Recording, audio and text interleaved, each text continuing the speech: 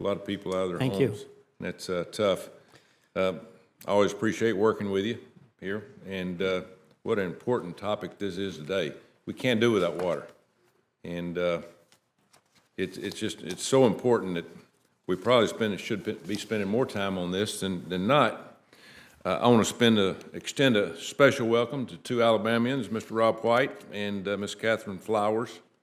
Thanks for being here today. I look forward to our discussion about ways to ensure Americans in rural areas have access to water infrastructure needed to keep them and their families safe and healthy, a topic which impacts constituents in Alabama and really all over the world, not just our country, all over the world.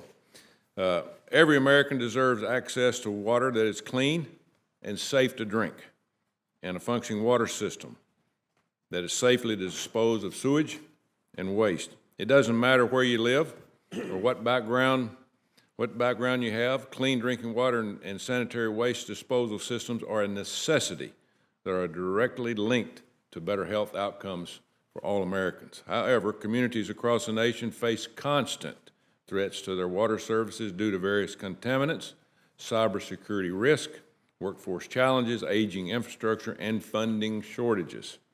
So what is this subcommittee's role in the overall rural water discussion? To prioritize rural communities in the Farm Bill discussion, we must help rural communities access the resources they need to achieve economic success, prosperity, and better health and educational outcomes, ensuring they are not left behind their urban counterparts. This is my goal as we continue to look at ways to improve and modernize the various funding and technical assistance programs within the USDA Water and Environmental Protection Programs Division. In Alabama, there are 503 permitted community water systems. Out of over 500 systems in the state, 75% of these serve communities with a population of less than 10,000. Many of these are in what we call the Black Belt. However, all are communities that have all communities have access to public water or wastewater systems. In fact, Quality Water Association states that approximately 23 million households across the country rely on private wells to deliver their water. In Alabama, over 212,000 households rely on private wells. Private wells are a necessity for rural areas as a public water system, and they may not be feasible due to location or funding.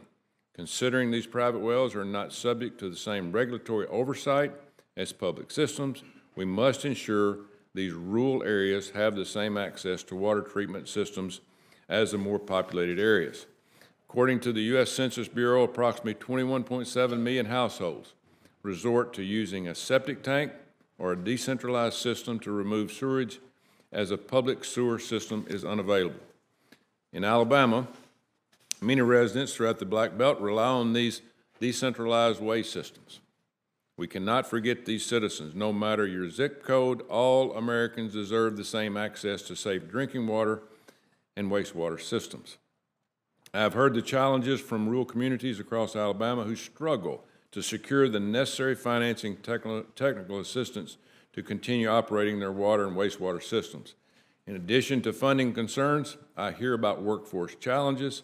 Labor shortages continue to be top of mind across not only Alabama, but across our nation.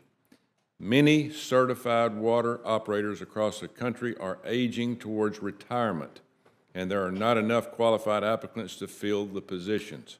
We are facing a growing knowledge gap in the future of the water and wastewater industry. We need to close the gap. To comply with numerous federal regulations, small and rural systems are being forced to outsource to private companies as they do not have the staffing capacities or knowledge to perform activities in-house. This is unacceptable.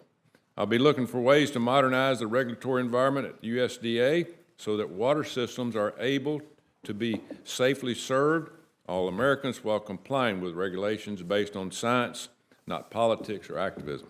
We must find the delicate balance between updating and maintaining critical infrastructure, treating water to safe levels, preparing for natural disasters and cybersecurity threats, and maintaining a physical budget.